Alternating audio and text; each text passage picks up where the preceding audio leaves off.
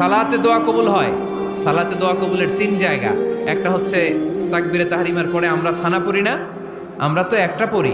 আল্লাহর হাবিব সুন্নাহ এবং নফল নামাজে আরো পড়তেন সানা, ওই দোয়া কবুল হয়। 2 নম্বর জায়গা সালাতে সেজদায় পড়ে দোয়া করলে কবুল হয়। আকরাবু মা ইয়াকুনুল আবদু মির রাব্বিহি ওয়া হুয়া সাজিদ ফাকসিরু ফিহি দুআ। বান্দা যখন সেজদায় লুটিয়ে পড়ে বান্দা আল্লাহর সবচেয়ে কাছে চলে যায়। তা কিন্তু বিশ্বনবী বলে সেজদাটা তোমার রবের কুদরতি পায়ের উপরে পড়েছে। সেজদায় পড়ে দোয়া করেন। সালাম ফিরানোর আগে বিশ্বনবী দোয়া করতেন, লা ইউসাল্লিমান্না আহাদুকুম হাত্তা ইয়াতাআওয়াযা মিন আরবা'a। আল্লাহর হাবিব বললেন 4 জিনিস থেকে পানাহ না আছে আমার কোন উম্মত যেন সালাম না ফিরায়। তারা যেন পড়ে আল্লাহুম্মা ইন্নী আউযু বিকা মিন আযাবিল কবর, আউযু বিকা মিন আযাবি জাহান্নাম, আউযু বিকা মিন ফিতনাতিল মাহইয়া ওয়াল মামাত, আউযু বিকা মিন ফিতনাতিল মাসিহিদ দাজ্জাল।